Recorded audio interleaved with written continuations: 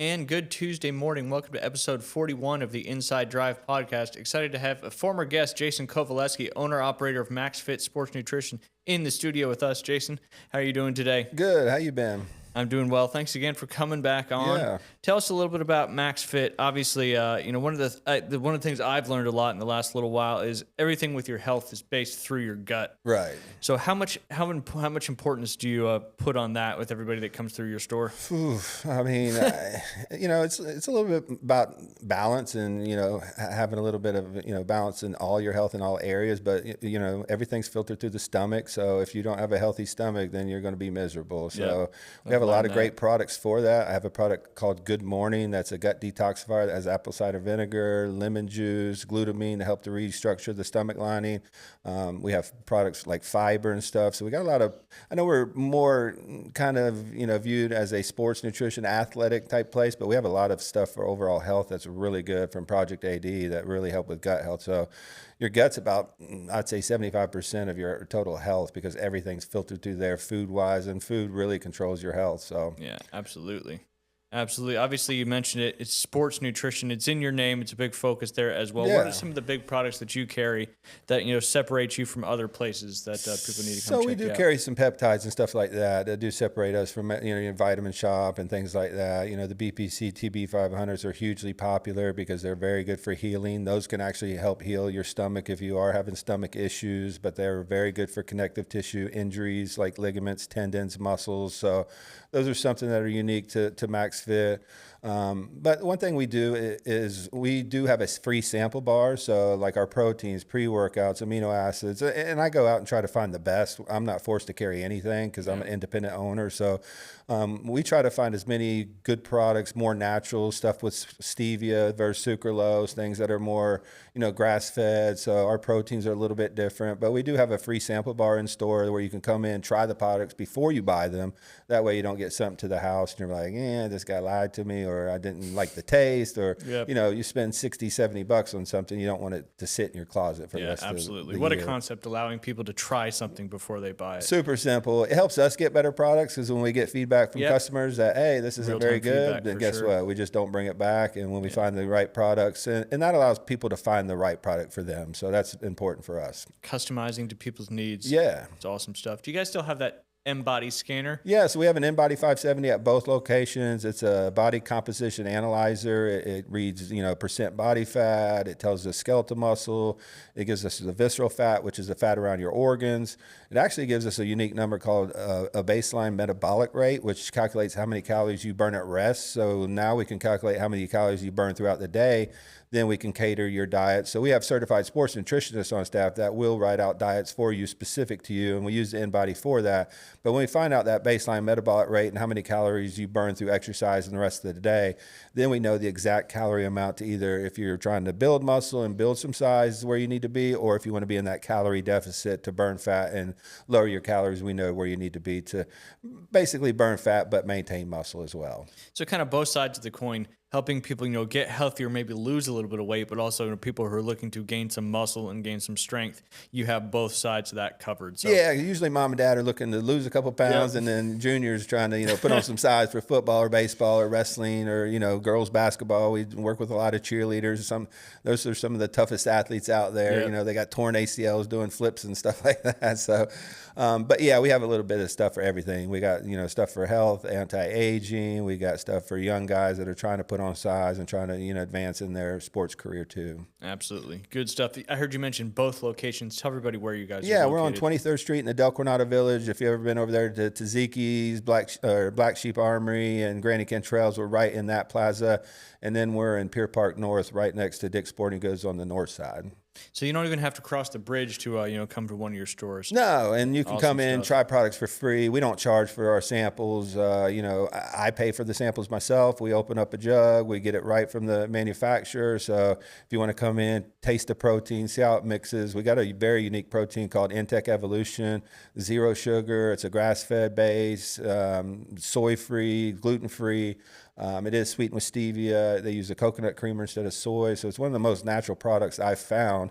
It's not a huge national brand, but I found out the protein companies that are a little bit smaller, they concentrate on the products. They don't put millions of dollars into marketing, so they actually invest in their products, and those seem to be some of the better products out there. A little more healthy, a little more natural. Yeah. Very cool. Again, Max Fit Sports Nutrition. I wrote it wrong. Yeah. Max Fit Sports and Nutrition, or is it just Max Fit Sports It's just Max Nutrition? Fit Sports Nutrition. And Got we it, do got have it. a Facebook page, Max Fit Sports Nutrition PCB, and we have 2 Instagram pages, one for our 23rd Street, which is Max Fit Sports Nutrition 23rd Street, and our Max Fit Sports Nutrition PCB Instagram pages as well. So you can follow along there, see new products, see if we have any deals coming out, which we usually do. We do have local discounts daily and military and first responder discounts daily. So if you're a military first responder, you get that discount every day. It's not just a Tuesday you have to come in. Love that. And if you're a local, we also give you a discount as well. And of course, you guys work with some big time bodybuilders from the area as well. Yeah, we've had a great relationship. We work with a lot of the promoters on the bodybuilding shows, and so we, help with bodybuilders and the supplements they need. We also have certified sports nutritionists on staff that can walk you through your diet. If you want to compete, they can help you get there. A couple of the girls I have hired, they're actually natural bodybuilders, so they work compete on the OCB. Exactly what people need. Yeah, because the OCB, they do lie detector tests, they do drug testing, so you're not going to, fake it there. It's all about your diet and work ethic and your workout routine. So they have a lot of knowledge on what to eat, when to eat it. And if you're struggling with that aspect of it, they have a 4-week, 8-week, and 12-week program that they can set you up with, and they can walk you and lead you in the right direction. Awesome stuff. Go check out Max Fit Sports Nutrition, located in 23rd Street and out there in Pier Park North out on the beach. You won't go wrong. You can get healthier, you can get bigger, you can get faster, you can get stronger. Whatever you may need, they've got it for you. Want to shout out a couple of our other sponsors, Juice and Sunsets. I don't have a juice in here today. I need to go pick up some more juice. All natural, 100% locally juiced, no preservatives, no added things. They're delicious. Lots of ginger, turmeric, cayenne pepper. Makes my stomach feel a lot better every time I have one. So go check out them on Facebook and their website, Juice and Sunsets, Facebook and juiceandsunsets.com. And of course, Golf Plus, golfers who want to improve their score. Golf Plus is the place to be in Northwest Florida. We got these big time resorts coming into the area, so you need to make sure your game is getting ready for the Kaiser Resort coming up there to Washington County. So Golf Plus is the place to be here in Northwest Florida with the tools and expertise to help you. The shop is filled with every golf brand you could possibly want, and the repair shop, second to none, fast tour van quality repairs every time. They have been featured in both Golf and Golf Digest magazine as one of the top club fitters in the country. They can help maximize your potential with their fitting simulator and carts. Don't have a time to play a real round of golf? Crappy weather like today and yesterday, of course, you can book a round of golf on one or 2 of their simulators, because now they have 2 simulators inside their facility. They're newly renovated and your go-to for club fitting, repairs, and of course golf retail as well. Lots of new product coming in. They just got back from the PGA show. Go check out Golf Plus, located in the shops at Edgewater next to Firefly, another one of our sponsors, one of the best fine dining in Northwest Florida, multiple award winner, again, located in the shops of Edgewater. You don't want to miss out on Firefly, one of the best dining experiences in Northwest Florida. We took a couple friends to there for the first time last Friday night. It's kind of, it's like going to the Masters with somebody who's never been. Right. When you go there with somebody who's never been for the first time, it's like you're reliving it for the first time again. We actually got a gift card for winning the tournament with that they put on for you from Bay Point. So Nice. me and Glenn and Coach Moon won. Of course, we had a ringer. I forget the girl's name, but she was like a state champion at Bay Taylor High. Moody? Yeah. Yep. So Manly and Moon always bring her out to play golf tournaments. So she was our secret weapon, but we got to eat at Firefly. Amazing restaurant. Sweet. Fantastic for sure. Getting back to Golf Plus, you can give them a call at 850-249-2726, or to book a fitting or simulator time to play some golf, go to golfplusretail.com. And of course, American Charlies as well. I haven't picked our American Charlies Athlete of the Week yet. Some of these teams enter all the stats into Max Preps. Some of them don't, so it's hard to kind of figure out who's doing really well unless I catch a random social media post. Right. That's how I found the last 2. But American Charlies is our Athlete of the Week sponsor. They usually give us a $50 gift card to celebrate that Athlete of the Week. They're also located in the shops of Edgewater, right next to Rocket Lanes and Firefly. They have great daily specials, private rooms available for parties, 15 TVs for all your formerly your college and NFL games. Still one NFL game left out there. Just like Max Fit Sports Nutrition, they do military and first responder discounts every day. They have all your American favorites: fried chicken, pot roast specials, wings, burgers, shrimp, all those classic American dishes. Can't make it in to eat? You can now order off DoorDash. They're making Mondays great again with happy hour from 2 to 6 p.m. They just released their Early Eagle menu, 4 to 6 p.m. daily.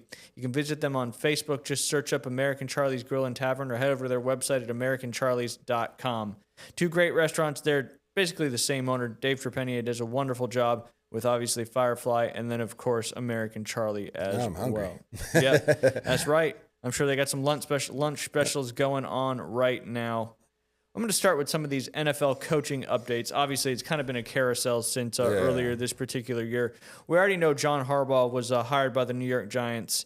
We know Jesse Minter, he was the Chargers defensive coordinator, took John Harbaugh's spot there for the Baltimore Ravens. Kevin Stefanski from the Browns got hired by the Atlanta Falcons. That's probably one of my favorite hires for the Falcons. Obviously, a great team, lots of talent, and just haven't been able to kind of get over that Falcons curse recently. The Tennessee Titans hired Robert Salah. He was the defensive coordinator for the Niners, had a small stint with the Jets as the head coordinator, but everybody who goes to the Jets ends up not doing so well. So I think that's a great hire for the Titans as well. Cam Ward, number one pick, get that defense moving in the right direction.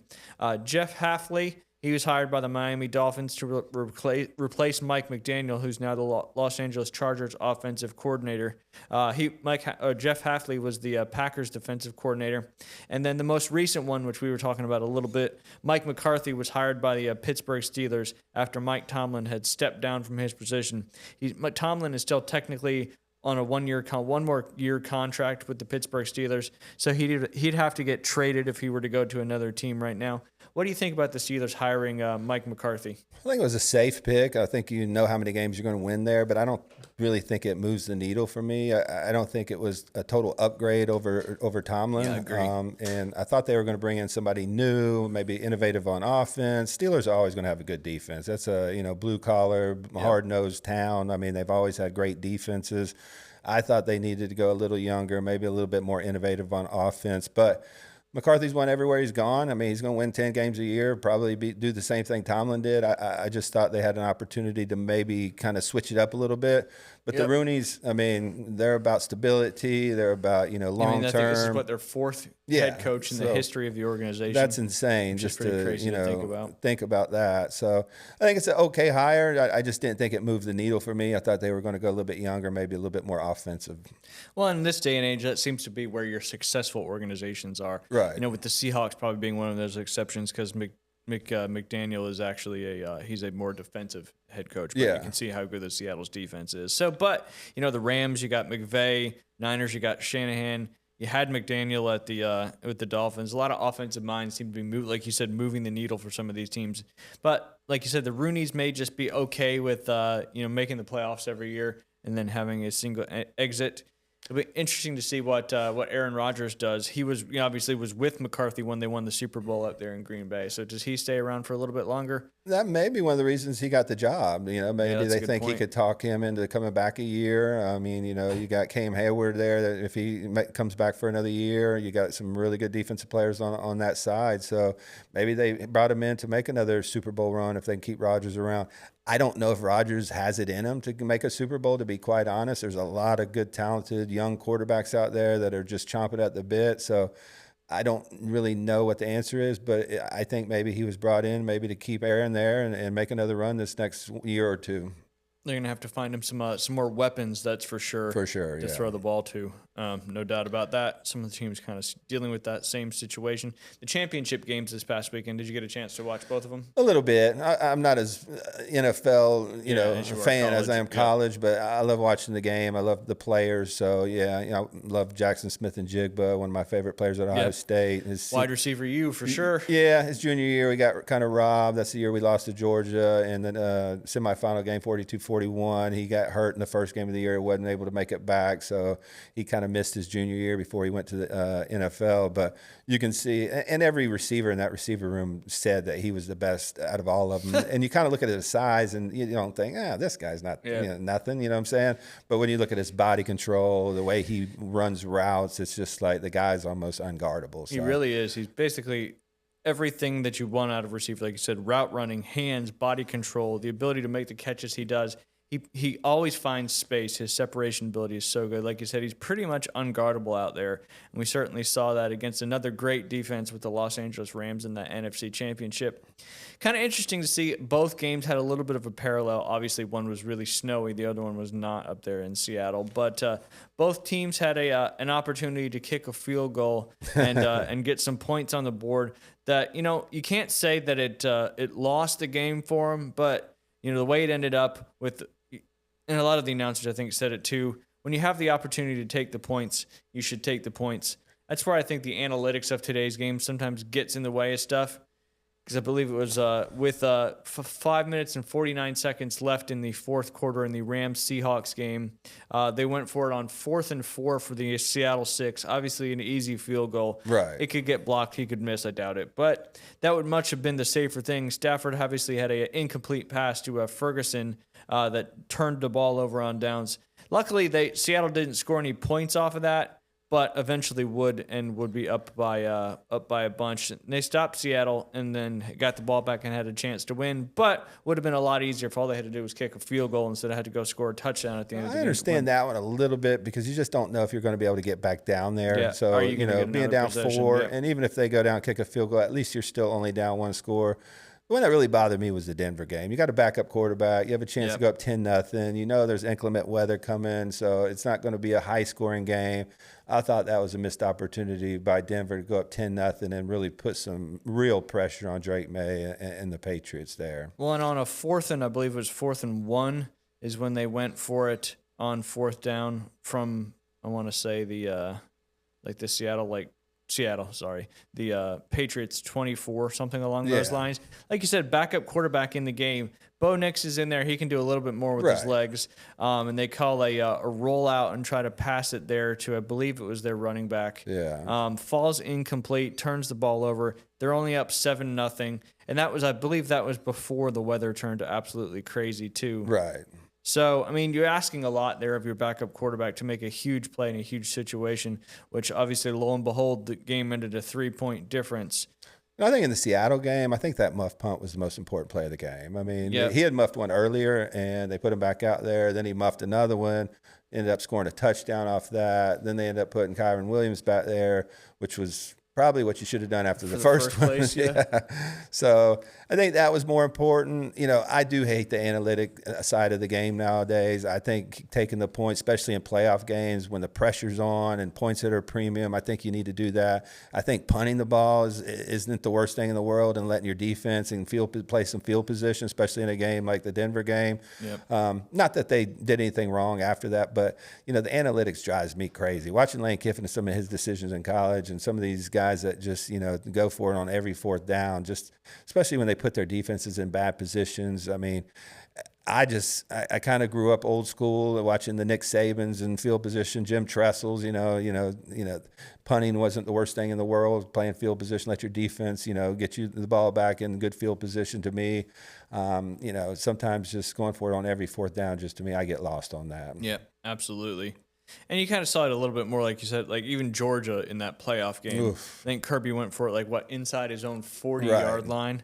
Then he came out and said they weren't supposed to snap it, but there was an obvious play call because they did something with the ball once the ball was snapped. So don't blame it on your kids accidentally. That one surprised me because Kirby is a little bit more old school. Yeah. So, and that one did really cost them the game, really. So, I just think the new age analytics, I understand what they're saying. If you get it 50% of the time and you score a touchdown, then it's better than kicking the field goal because obviously 7 points every 50% is going to be more than kicking 2 field goals because you're getting 7 instead of 6 points. But when you break it down, you have to have a feel for the game and the situations and how the game flow is. And I just think the Denver game, that one was the more egregious one to me with the backup quarterback and the inclement weather. It points it at a premium. Just run it. I mean, you get stuffed a lot. Don't call a bootleg pass out. Everybody should have a tush push at this point. Yep. I mean, it's so hard to defend. And, I mean, if you can go on a silent count. The defense really doesn't know when the snap count is. If you do it correctly, it's very hard to stop a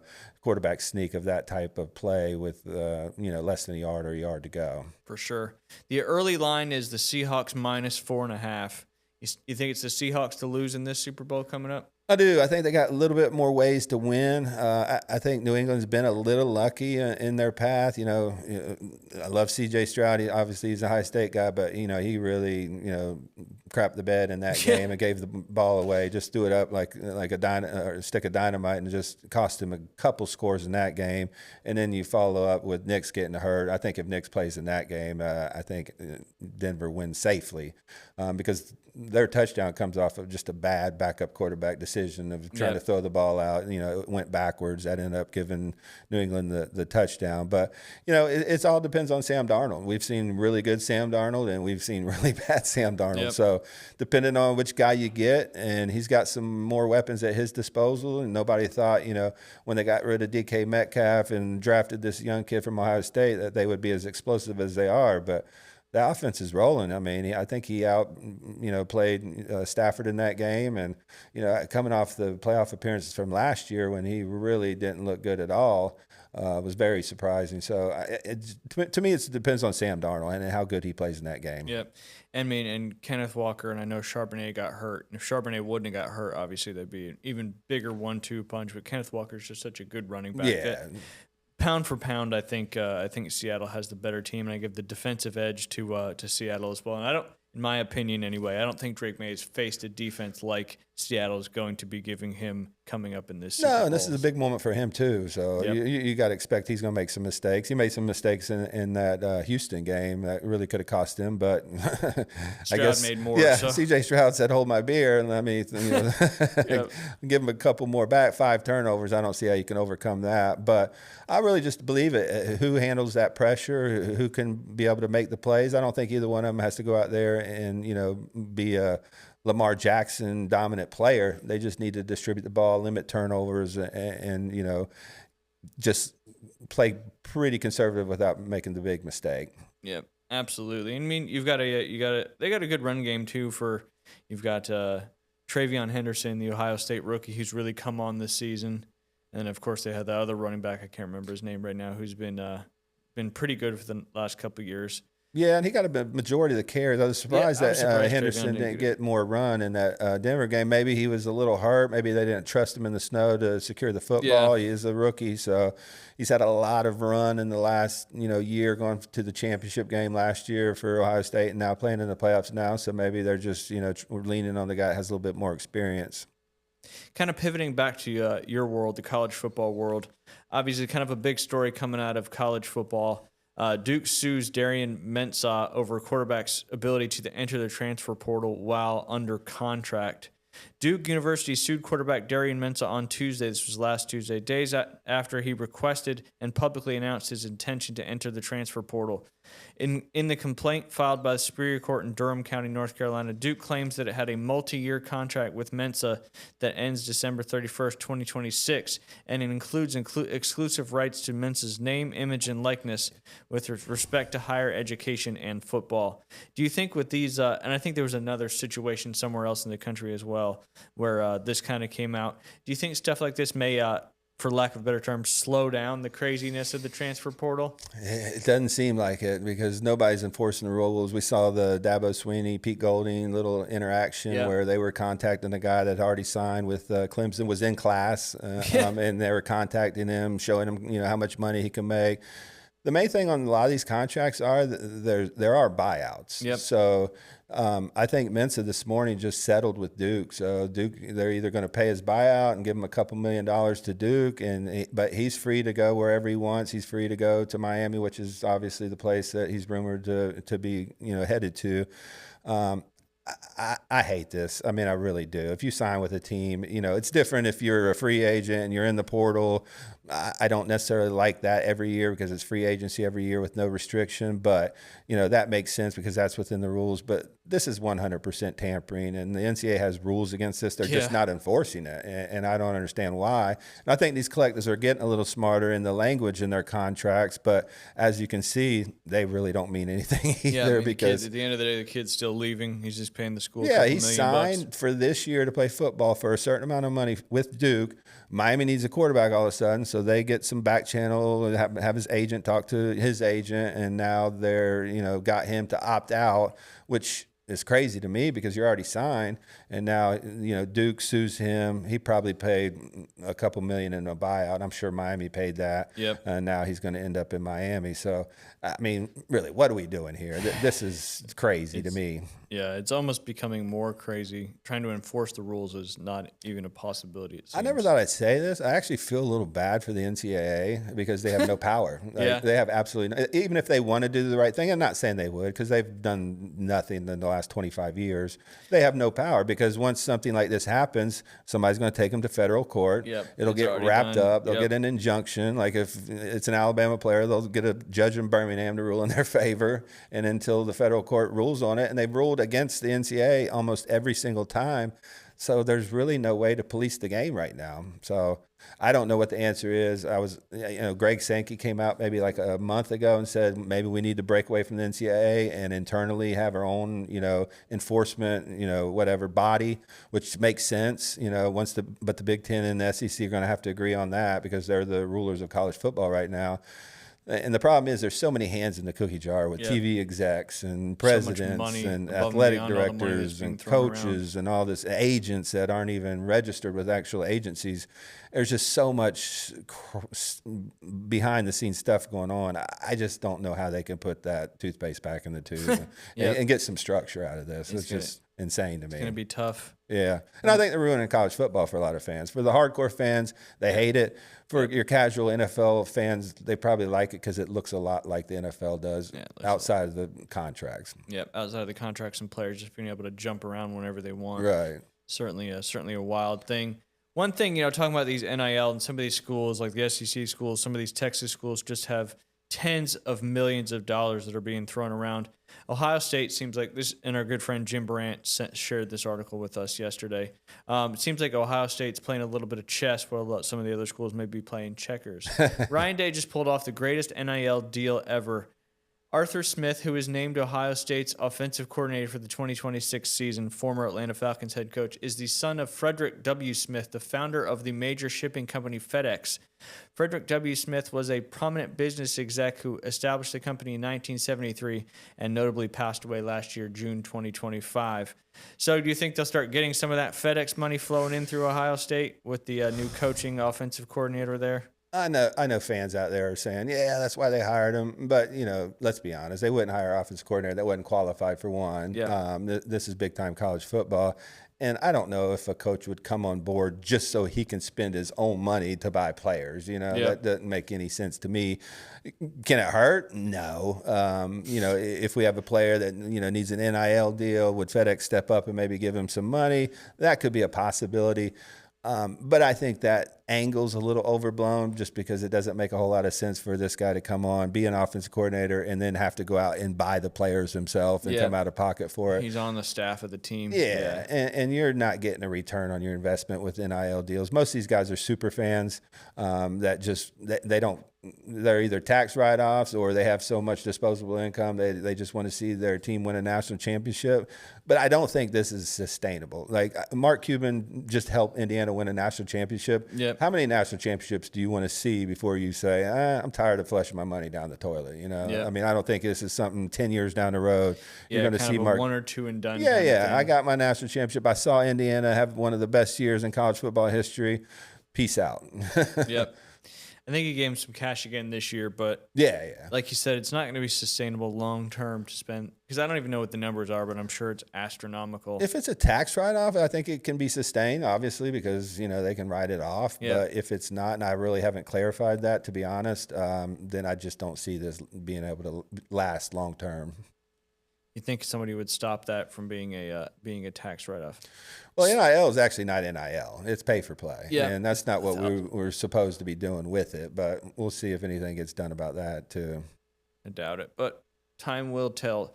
Speaking of, Indiana, I haven't really had a chance to talk to you about Indiana. Another Big Ten team went from being one of the worst, win-loss teams in the history of college football to winning a national championship. On the last 20 national champions, based on average national ranking from 19 separate statistics, Indiana was a 15.1 out of all of them and leads, the last 20 years worth of statistical best team out there. What do you think about that? You think, top to bottom, Indiana, one of the best national championship teams in a long time? I'll give you the next ones after them. 2008 Florida was an 18.3.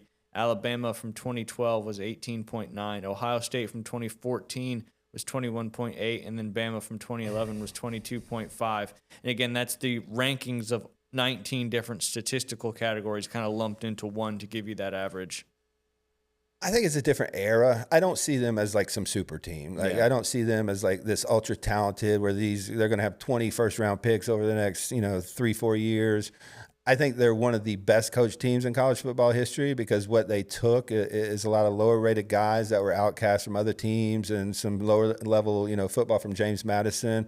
And they really did a really good job coaching them up. But when I think of like a team that's like dominant and was like maybe one of the best evers, I think about the 96 Nebraska. Yep. I think about Miami 2001. I think they were probably one of the most talented teams I've ever seen. If you look at the amount of first-round draft picks, I think that was in the wild. 20s once all those guys left in their respective years. And then, some Alabama teams. 2019 LSU was the best offense I've ever seen. They struggled a little bit on defense early in that year, but that offense, you got Jamar Chase and Jefferson and Joe Burrow on the same team. I don't know how you can't put them up there too. So absolutely. I look at Indiana as one of the best stories, one of the best coach teams, but I don't put them up there in that category with some of those teams that are like the most talented. Gotcha.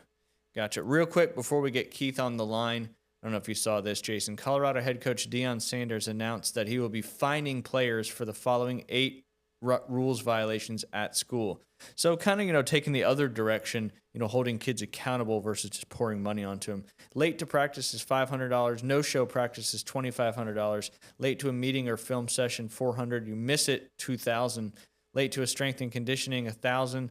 No-show strength and conditioning, $1,500. Late to a treatment, $1,000. No-show treatment, $1,500. He added that players could be fined up to $2,500 for a violation of team rules and up to $5,000 for a public social media misconduct. Both are reportedly based on severity.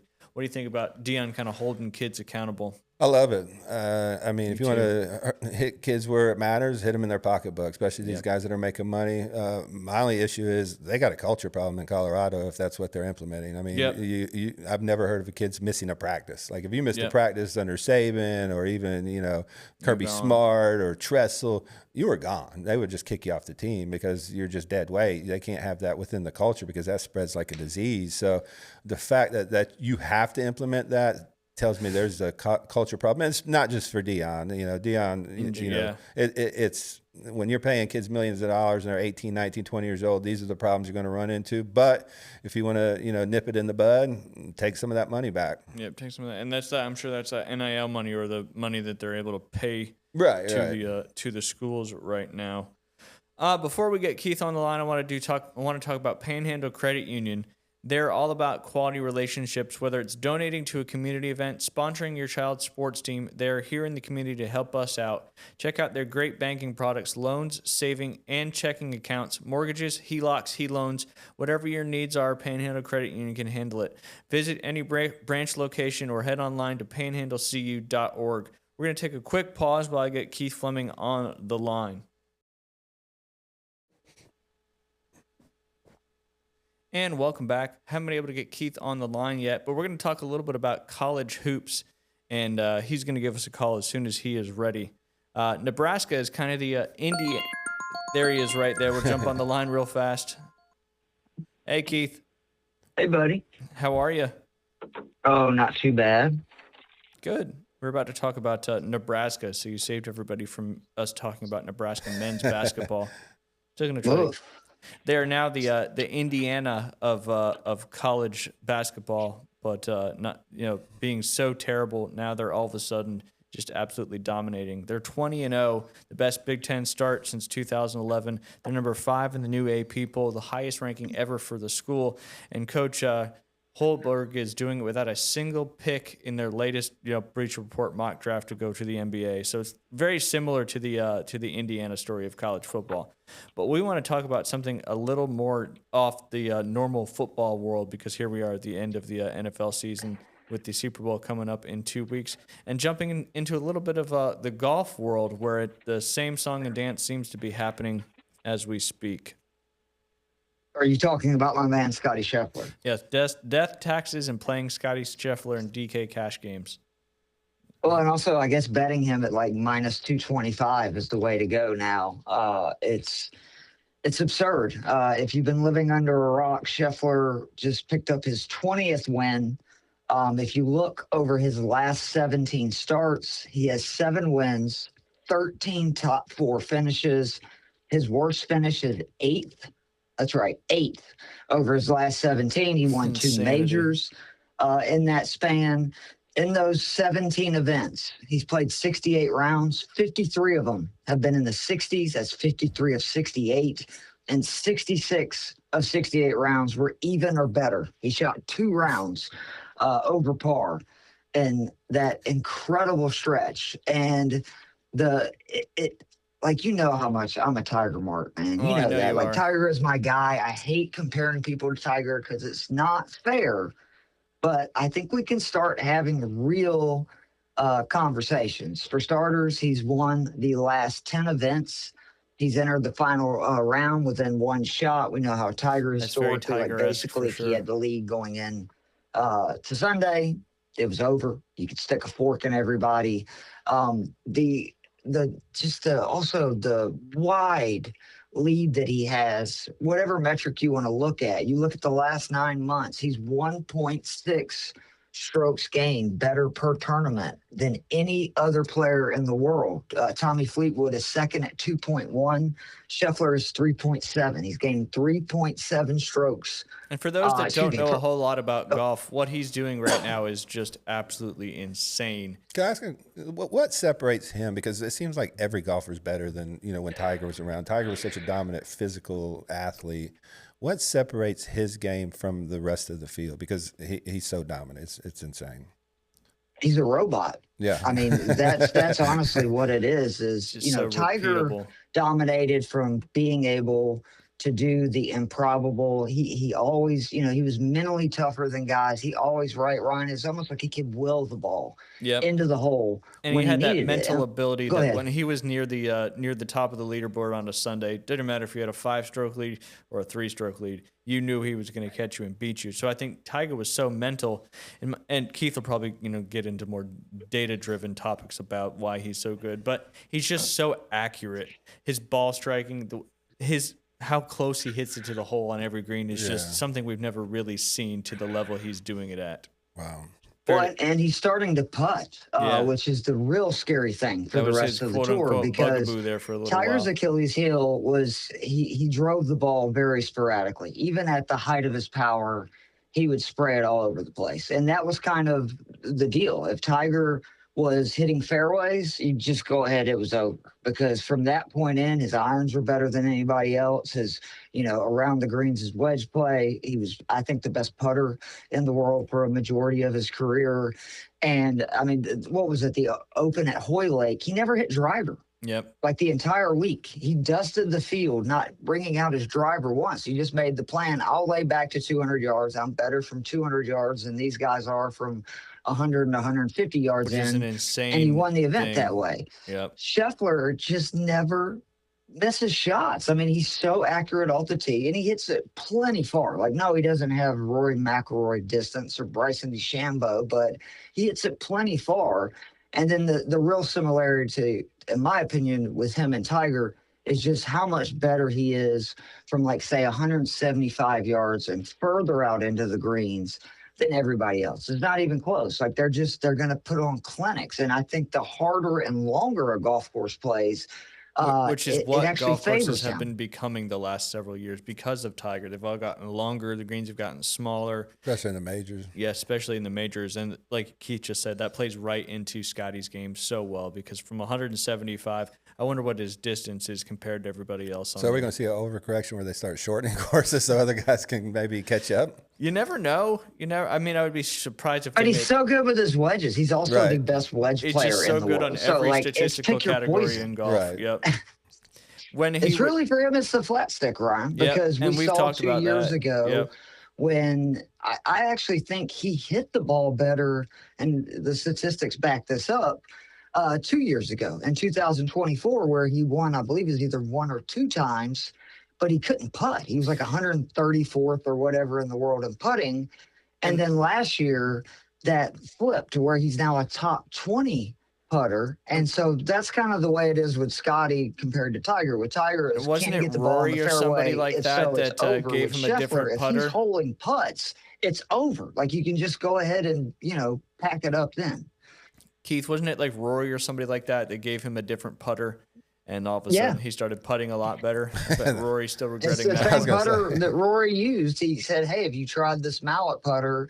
And in the 2 seasons since, he went from 130th in putting to 60th, all the way to last year. He was in the top 20.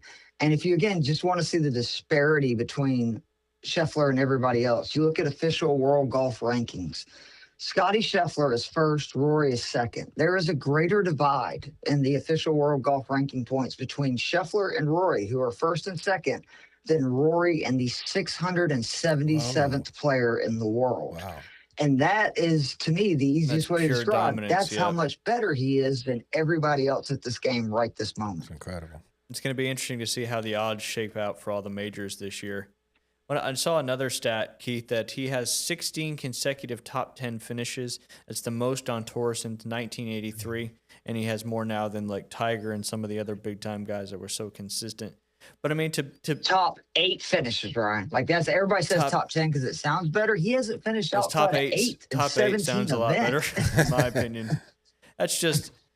I don't know if people realize what, if you're a golf fan and you're watching Scotty Scheffler play, what we're witnessing right now is probably something, we always thought we'd never witness what Tiger did ever again. But I think, like you said, we're getting as close as we possibly ever would to somebody playing as dominant as Tiger Woods used to.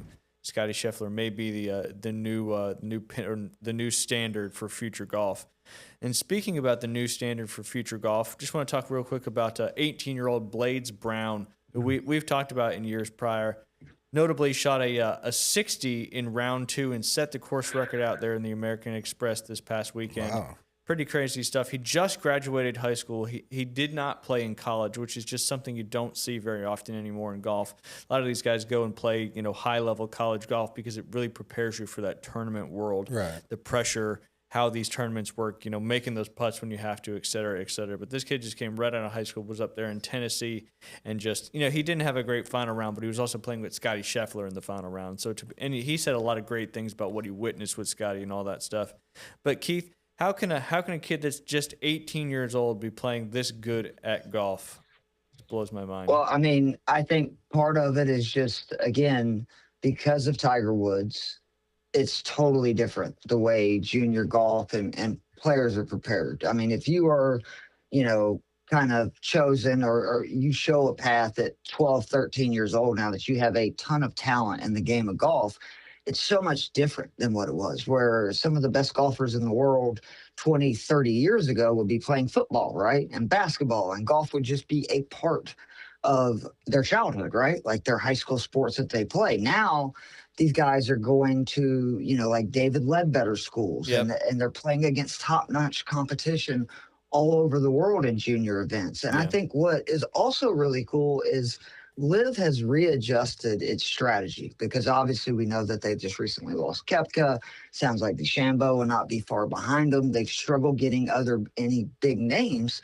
So they're going after these young kids. And Blades Brown was one of them, where they're offering these kids $50 to $100 million to forego college, forego trying to go to the PGA Tour, come here, you have the guaranteed cash. And, Yep. you know how I feel about Liv, Ryan. I don't have to go back into that. But I think that is the one situation where I would really have to think about is if you're an 18-year-old, 19-year-old kid, and who knows what kind of PGA career you're going to have at that point, and you're dangling $50 to $100 million in front of me, guaranteed, I can't say I would turn that down, even if it's disappointing as it is to not be able, earnings to play on the potentially PGA in the Tour. Masters, U.S. Open, those events. Like, that's life-changing money for a kid that you don't even know at that age, are they really going to be that good, or are they just a phenom? Because we know plenty of guys that have shot up when, they're 18, 19 years old and kind of shock the world. And then, they never, that's kind of their peak. Yep, and then they never see it again. And to put that kind of money in perspective of tour earnings, I believe, correct me if I'm wrong, Keith, Scotty Scheffler just eclipsed the $100 million mark on PGA Tour earnings. So it just goes to show you, to earn that much money from playing golf on the PGA Tour, now there's endorsements and all that other stuff too. That's Scotty Scheffler's career as of now. He just got to $100 million. So yeah, Keith, great point. If you were being dangled $50 to $100 million before you even step foot on a PGA Tour golf course, something you certainly got to think, because are you going to make it to that kind of money throughout the entire course of your career? Or are you going to be able to take it all in one shot and still be able to play golf and make more money on a different tour? Yeah, I mean, it's a really and I love that you brought up that Scotty $100 million thing, because that is absolutely correct. He just surpassed $100 million in career earnings. Tiger Woods is the all-time PGA career money winner with $120 million. Yeah. Rory $107 million, and Scotty, again, who is going to be in his 20s until this summer, with $100 million. So it shows how much, similar to baseball and other sports where we've seen, the career earnings of Joe Montana, right, compared to the career earnings of a Tom Brady or even a Patrick Mahomes now. Yep. Same thing in golf, that, Jack Nicklaus isn't even on that top, I believe, 10 anymore PGA career earnings. And this is a guy that, most people consider the greatest of all time. Yep. Well, and and I don't want to, give Liv praise for that, but let's be honest, Liv helped push those purses up for the PGA Tour, because your boy Monahan had to figure out something to get these guys to earn a little bit more money when all that other stuff was going down. So, but like any sport, the purses, the prize, the salaries just keep getting bigger, bigger, and bigger. So you're able to do it in a lot shorter period of time, which we're seeing from Scotty Scheffler. Pretty crazy stuff from Scotty and everything going on with the PGA Tour right now. Do you think Bryson do you think he'll make the move back to the PGA Tour, or do you think Liv will cave and pay him is what he's asking? Because I feel like he's trying to leverage, this whole situation to make a absolutely insane amount of money. What did he ask for? $500 million over 4 years to stay on Liv? Wow. It was, I believe the number was $350 million for 3 years, or $500 million for 4. That's some crazy money. That's got to be the highest paid athlete. And I think I think I read it last week. It compared him to, more money than, Messi, more money than like the top 10 tennis earners in all time, and all these other crazy more than Shohei. That's what I was thinking, Yep. Shohei, because more to me than that was the Shohei. biggest. He would contract. become the Kirk Cousins of the professional PGA golf, Tour, yeah. because Kirk Cousins has gotten more money. Darrell Revis was another guy that just absolutely maxed out their earnings by, kind of constantly betting on themselves, Yeah. doing a lot shorter term contracts, but higher figures.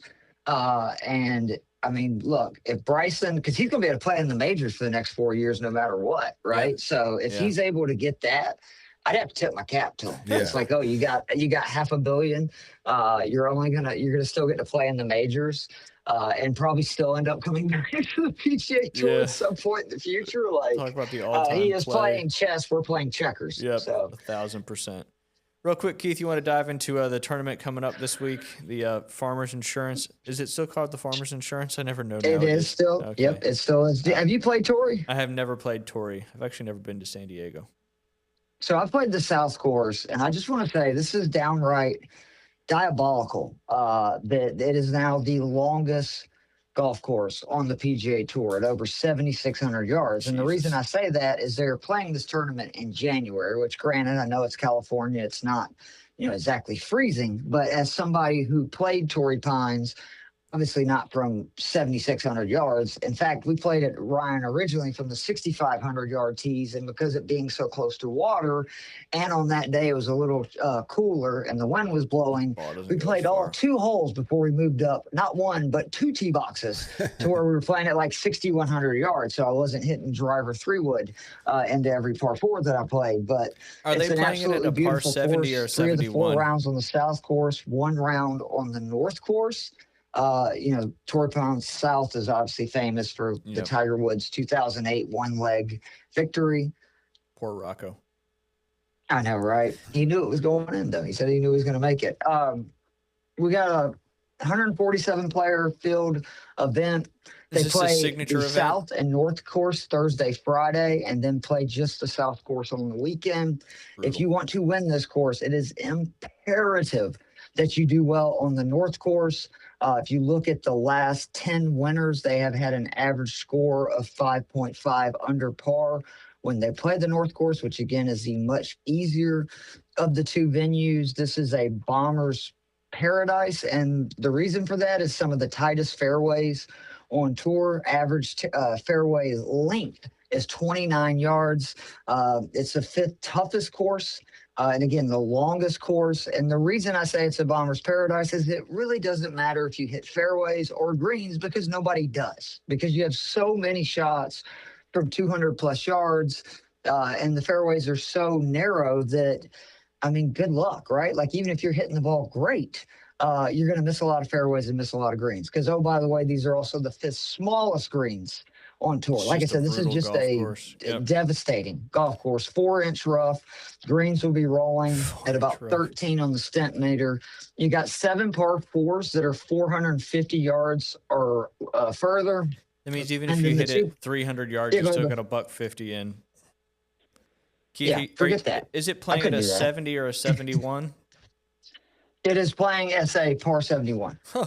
No, excuse me, par 70. I'm sorry, par 70, because it's only 2 Jeez. par 5s on the South course. That makes that 7,600 yards feel like 8,000 yards. Yeah, they say it's by far the longest course on tour. And by the way, the par 3s are not that easy either. They have a bogey or worse rate of 19.5%. And literally, the par 5s are the only. And I'm sorry, Ryan, it is a par 72. I keep getting it confused because I'm looking at the North and South course. The South course is playing as a par Okay, 72. good. The only holes playing under par for the week are the 4 par 5s. That's it. And 2 of them are 615 yards Whoa. or further. So, I mean, this course is just an absolute monster. The North course, though, their par 5s much easier. They have an eagle rate of 3.1%. That's one of the highest on tour, and it is the 13th shortest course on tour. It is over 500 yards shorter than the South course. So if you think about that, that is literally 5 football fields shorter in length. But you're going to, again, look for guys that bomb it off the tee. It's so imperative this week that you have guys that are very good scrambling around the greens, bogey avoidance. Winning score is hardly ever more than 11, 12, 13 under. Last year, Harris English won it at 8 under. And I'm Which is excited, still though. This is impressive. Brooks Koepka's first event since coming back. That is why the field is a little bit larger than normal. That was part of the PGA Tour's deal, is when they have Koepka in an event, they actually add an extra 2 spots. So not only is he not taking a spot from somebody that would be there, they're adding an extra one on top of that. And the stats I really leaned into were, you want guys that are very good long iron players, approach from 175 plus, and then really strokes gained around the green, bogey avoidance. And I do think the driver distance matters. Like, if you just look at the guys that have won, it's typically guys that bomb it, or you have people like Harris English who just, putted the eyes out, honestly, last year. Keith, is this considered a signature event? Ooh, that's a good question. I don't believe so. I don't think it is either, and I couldn't remember. It kind of feels like it, but the field being 147 kind of lends me to say it's not. Right. So, but certainly a beast. Keith, just real quick, who were the 6 first look guys you were going with? If people want more information, they can slide over to your article there on fantasysixpack.net. Sure. Bomber's Paradise, where you got to be able to get it up and down. Jake Knapp is always the first name that I'm going to think of. You know that. He's had a good history here. He finished 32nd last year, 3rd the year before. He played really well at the Sony, which was the first event of the year. He finished 11th. Last year, he was 16th in driving distance, but top 15 in strokes gained putting. First in putting inside 10 feet, which that is the key to these Poana greens. It's the hardest golf course on the planet, at least for that the PGA Tour plays, and making putts inside 15 feet and inside 5 feet. So it is huge to have somebody that can do that. He was 35th in bogey avoidance, also top 40 in scrambling. And the big thing, 4th in par 5 scoring, because you have to take advantage of those par 5s. You probably saw him last week, kind of come out of nowhere because it's been a while, but Jason Day has been kind of having a little He was trending resurgence pretty good last in year the too. last, yeah. Like, were you a big Jason Day fan? Because I really liked him, and then it was like, what happened? Yeah. I was a big when he won that when he won the PGA Championship dealing with Vertigo. I became a big fan of him when he kind of persevered. That was at through it. Whistling Straits, right? Yep. Where he won, I believe. But just immense talent. He loves this venue. He's finished top 7 4 of his last 6 starts here. He finished, as we know, 6th in the Amex last week. Him and Ben Griffin, and there's quite a few guys that are like, if it just wasn't for Scotty Scheffler, I'd be having a much better career and season.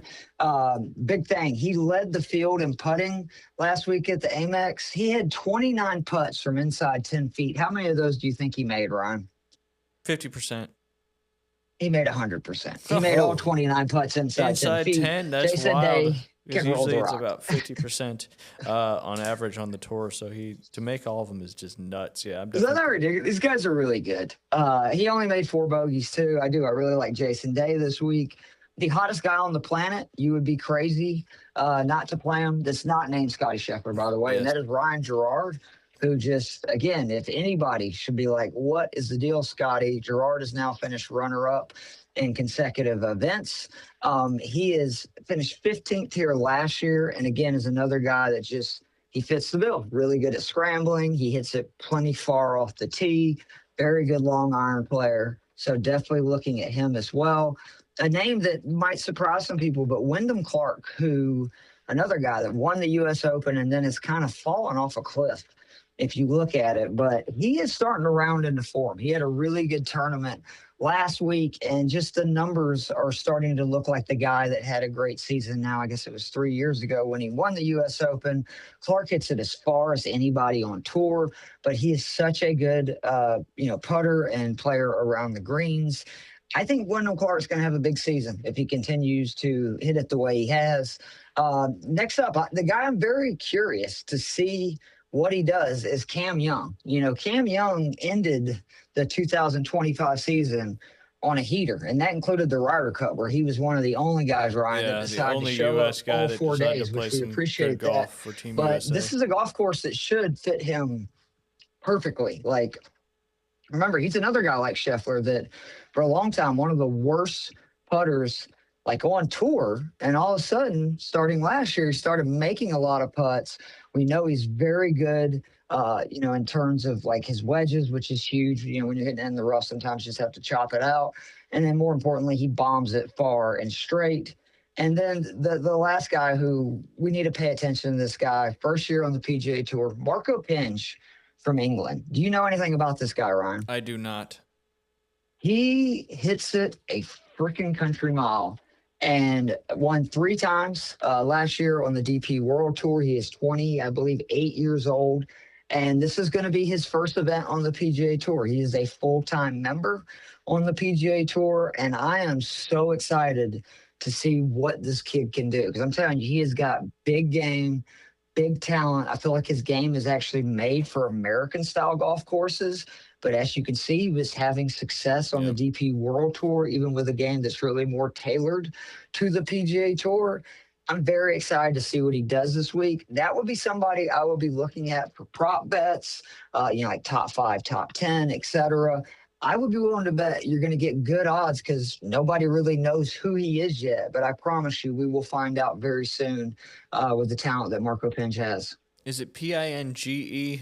It's Penge, and you. I'm probably butchering the pronunciation. Country boy through and through. Yeah, so. I mean, if he's English, you never know how they're going to pronounce it. But I need to know for my own personal gain, where how you spell his name, because I would have been searching PI and never found him in DK or on Hard Rock Bets. But Keith, we appreciate your time. It was awesome, kind of fun to slide a little bit back into golf, especially with so much exciting stuff going on, like Scheffler being dominant and a lot of new exciting names. Jason, how many names did you recognize there in the 6 he gave for the official lineup? Scheffler, Day, DeChambeau. I mean, I watch sporadic. I grew up playing golf with my grandparents, so I kind of follow it. And I was more in the Tiger Woods era. Yep. And, Jack Nicholson was a high stake guy, so we always followed him. But, the new era golfers are I'm not quite as in tune with. But Scheffler I definitely watch because he is a machine. No doubt. Robot indeed. You can check out Keith Fleming's article on fantasy6pack.net. And, of course, follow him on Twitter/X. That's KEITHFLEMMING. Keith, always appreciate your time and expertise. I hope you have a great rest of your week.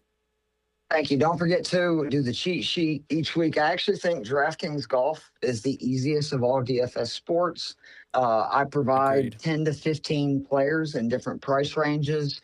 So you should definitely check that out and get into, DK golf. It's, we all know from playing fantasy football, DFS football, it gives you a little something extra to root on. Golf is no different. And I actually think, again, that's the easiest of all the sports on DraftKings. Yeah, and on Hard Rock Bets as well with your top 5s, top 10, top 20s, all those prop bets that you don't have to pick tournament winners. You can still make decent money picking top positions. So check it out, DK and Hard Rock Bets. Keith, appreciate you. We'll talk soon. All right, buddy. Bye. Bye. Yeah, I need to start getting back into the golf world because betting football is a lot harder to me than betting golf, simply because you can really get better odds and better edges because you can stack stuff too with like a win, a top 5, top 10, and all that good stuff. And there's just so many. You might get lucky every once in a while and get like a 70-1 kind of guy that you put $5 on, and all of a sudden you've won a decent amount of money to kind of get you some more bets. There's a lot more variables. Like with football, I bet more player prop bets now. Yeah, it seems like the games are, because the teams there's so much parity, and the NFL college now so much parity. You just don't know week to week what team's showing up. So that's been a struggle. But it seems like the player prop bets, and even with the golf now, it seems to be a little bit more interesting and give it a little bit more excitement and juice when you watch. Absolutely. I mean, that's, at the end of the day, I mean, you're not going to win money betting because that's why betting people exist. They make the money. We pay the money. But like you said, it makes watching the sport, consuming whatever you're doing, a little bit more exciting because you've got a little extra reason to root. Right. And I bet like $5-10. Yeah, I'm not betting $100 or $200 every day or every game either. So unless it's on Scotty Scheffler to top 10 finish, and you got to. But it's probably going to be like $1,000 to win like 100. Right. So no guarantees, that's for sure. Real quick on some of the soccer district tournament updates. I know we got some games tonight in the area.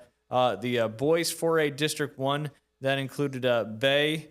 I think they won their quarterfinal. They played Wakulla in the semifinal match, but they lost to Wakulla 5-0. But they lost to the eventual district champion in Wakulla as they played Fort Walton Beach in the final, as Fort Walton Beach beat West Florida 5-0. Wakulla beat Fort Walton Beach just 1-0, and they advance. They won their district championship, so that'll get them a guaranteed spot there in the regional tournaments as well. Over there on the 5A Girls 2 district, that includes Arnold and Mosley. As we had already mentioned, Arnold had lost to Lincoln in the first round of the quarterfinals. That Lincoln went on to play Childs. Childs beat them 2-0. Mosley went on to play Leon, as Leon and Mosley both had a bye into the semifinals. Mosley ended up beating Leon 6-1. They will play Childs this evening in the championship. Let's go Z, Cheney, and all the other former University Academy 8th graders from last year's championship season. They're doing some great stuff. It's freshmen for the Mosley girls soccer team. But good luck in the district championship tonight to the Mosley Lady Dolphins as they will take on Childs. That is at Childs. Again, that'll be at 7 p.m. I think I've covered all the teams that are still, I still got a couple more. On the 3A District 2 boys soccer tournament, North Bay Haven was the number 1 seed. They had the bye into the semifinal. They played Gaston County, and they mercy ruled them 8-0 to move on to the district championship. On the other side of the bracket, it was Florida State University High School and Swanee. Florida State University High School won that one 4-3. That'll also be tonight. That'll be over there at, actually, this is going to be at Publix Sports Park. The number 1 North Bay Haven Buccaneers will take on Florida State University High School. Nice and warm out there tonight. Yeah, nice. All these games were at 7. They've moved them up to 6. So that game sense. is at 6 over there at Publix Sports Park. And Arnold's boys still rolling? Yep, Arnold boys are in the district championship. They also mercy ruled their semifinal opponent, Leon, 8-0. Lincoln beat Childs 2-1. Arnold hosts Lincoln tonight at Gavlax Stadium. That game again was originally at 7 p.m. It has been moved up to 6 p.m. I think me and Liam are going to try to go to that one tonight. Obviously, we'll bundle What are they, up. like 74-0 at home still? They've got a really strong record at home. I think Yeah. they're still like number 4 in the nation Right. right now. So obviously number 1 in 5A as well. What a machine. The Jonah Hammond powerhouse over there. The Scotty Scheffler of high school. There you go. The Scotty Scheffler of high school boys soccer. Yeah. And then we've still got some basketball stuff rolling as well. I'll pull up those games real quick. The district tournaments have not started yet. I believe most teams have one more game this week finishing up. But last night you had Chipley beat Bay 72-49. That was in girls basketball. Tonight, not in obviously lots of soccer games. We've already talked to them. Freeport and Bluntstown face off at Bluntstown. Bluntstown is 18-2 in girls basketball. Lincoln and Chipley play each other. That's girls basketball as well. Arnold will host Ponce de Leon. Arnold's trying to break the 500 record at 10-10, trying to get a win tonight against a good Ponce de Leon team. In boys basketball, Port St. Joe trying to stay undefeated against Bluntstown. Port St. Joe is 21-0 in boys varsity basketball. You got a young coach, too. He's like 25, 26 years old. Looking good over there in Port St. Joe. Mosley, which we'll have head coach Dario Green on the show with us on Thursday from Mosley. They're 15-8. They play Rutherford this evening at 7 p.m. at Rutherford. Rutherford's 8-10, coming off that huge upset against Bay High last week. And then last but not least, obviously all the soccer games going on too. Boys basketball, Bozeman takes on North Bay Haven Academy in boys basketball. That'll be tonight at 7 p.m. Good luck to all the teams competing in basketball. And of course, we'll have the updates on the district tournaments as those become available. Good luck to Arnold. Good luck to North Bay Haven playing for district championships tonight. Good luck to the Mosley girls as well. We appreciate everybody tuning into the Inside Drive. This was episode 41. Jason, thanks for hanging out with us Absolutely, today. it's fun. Looking forward to hopefully do it again one more time, maybe Yeah. a few more times. Again, make sure you subscribe to our YouTube page. Hopefully you follow us on Facebook. We're live on both of those. Obviously, YouTube also has our fully published podcast as well. Apple, Spotify, Audible, iHeartRadio, wherever you consume your podcast, the Inside Drive is there. We appreciate you guys hanging out, and we'll see you guys on Thursday.